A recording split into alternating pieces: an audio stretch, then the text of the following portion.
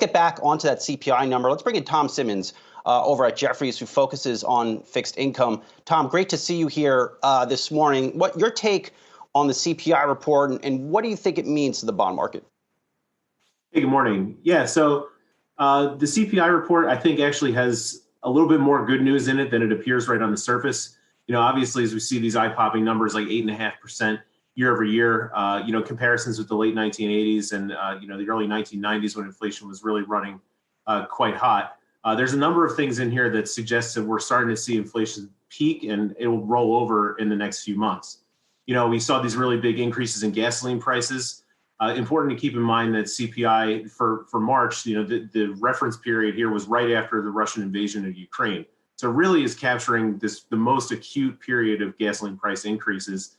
And we've seen them already starting to soften in the market a little bit in the few weeks since.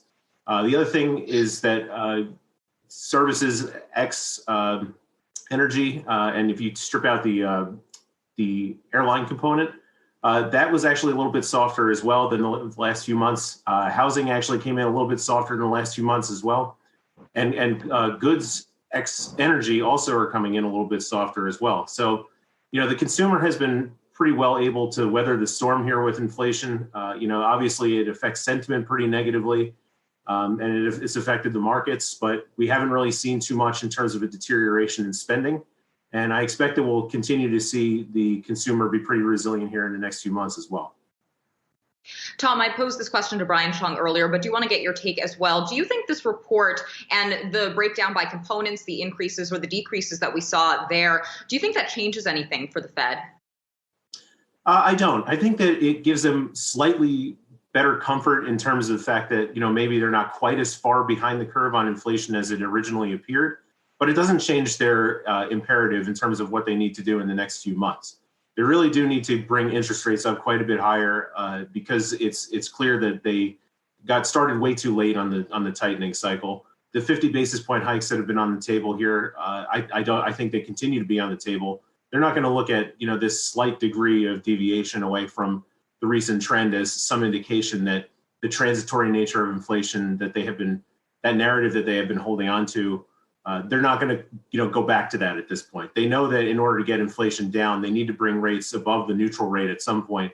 And in order to get there, that estimate, according to the Fed, is somewhere around 2.5 to 2.75%. They need to get there in a hurry. So we're still expecting that they're going to be raising rates 50 basis points at the May meeting, as well as 50 basis points at the June meeting.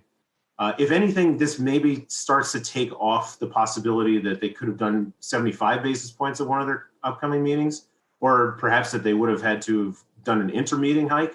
Those things seem to be off the table because at least it looks like the upside risks for inflation are starting to fade a little bit. So, Tom, ahead of that May Fed meeting, do you see the 10-year breaking past 3%? And if it does, what does that mean to the stock market? I think the 10-year has to go above 3% at some point. Brian mentioned earlier that it's this reflective of this idea that policy at some point is going to have to go above the neutral rate. It's the only way they're going to get inflation to start to go down, right? I mean, if they only bring policy up to the neutral rate, all that's supposed to do is allow the economy to continue to grow unimpeded, right? So in order to get things to slow down, in order to get inflation to go down, policy rates need to be above that 2.5 to 2.75% rate. And that means they're probably going to be the policy rate is probably going to be at least 3% at some point. So the market needs to reflect that. I think that the reason why it's been very slow to get there is that there is this sort of sense of pessimism based on previous experiences that the Fed either can't get up to the neutral rate, or when they do, they can't stay there for very long before the economy really starts to roll over. I think that there's a number of reasons for optimism that the Fed can engineer, if not a soft landing, at least a not so hard landing, just because of the strength of the labor market, the momentum in wages, consumer balance sheets are very, very strong. So I think the stock market, even though it will struggle somewhat with yields a little bit higher, should start to look at more of these consumer fundamentals as reasons for optimism that we won't see corporate profits deteriorate so fast, such that we should see a big sell-off. I think that the stock market will cool off a little bit, but I'm not particularly worried about some major event. You mentioned consumer balance sheets. Do you expect that consumer spending is going to be able to continue being resilient, even if the rate of price increases slows from here? Because even if prices are rising at a slower rate, they are still going up. They are still going up. We haven't seen, we've seen a couple of reports from various credit card spending aggregators and the New York Fed's consumer sentiment or consumer expectations survey suggests that consumer budgets haven't really been, drawn back here, even as prices have increased. Obviously, there is a limit to which consumers can continue to do that. With prices going up, endlessly. Obviously, at some point they would have to pull back. I still think that point is still pretty far from here. The consumer still has a lot of accumulated savings from during the pandemic era, whether that's the result of stimulus that was never spent or just accumulated wage increases that haven't been spent either. And we've seen that across the spectrum, all the way up from the high end of the skill level spectrum down to the low end. And so, I think that there's still plenty of reason for optimism that the wage pressures are going to continue to be, in a positive direction.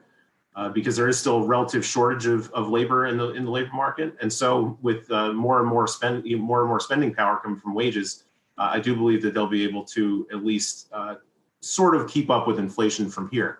We are talking about prices going up, but again, I think that there are reasons to believe that the degree to which prices are going to continue to increase from here is not going to be what we saw for the last 12 to 18 months. But Tom, back-to-back 50 basis point rate hikes from the Fed to cool the inflation like we're seeing in today's CPI, doesn't that choke off the economic recovery? 100 basis points from here is still a relatively low level for rates. We would be at 125, 150 basis points for policy rate. I think that the issues that would affect the economy negatively, we're already seeing even without the Fed hiking. Specifically mortgage interest rates are up pretty significantly. I think that's an area of concern.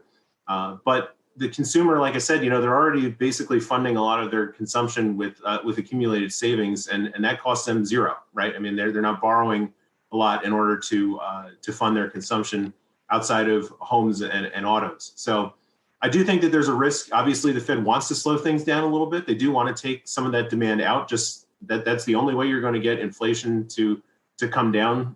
The Fed can affect the supply side in terms of creating more inventory of these goods that are in short supply. So the only thing they can really do is start to kind of cool demand a little bit. But again, I think that these big increases are really just reflective of the fact that they've been a little bit too easy to this point.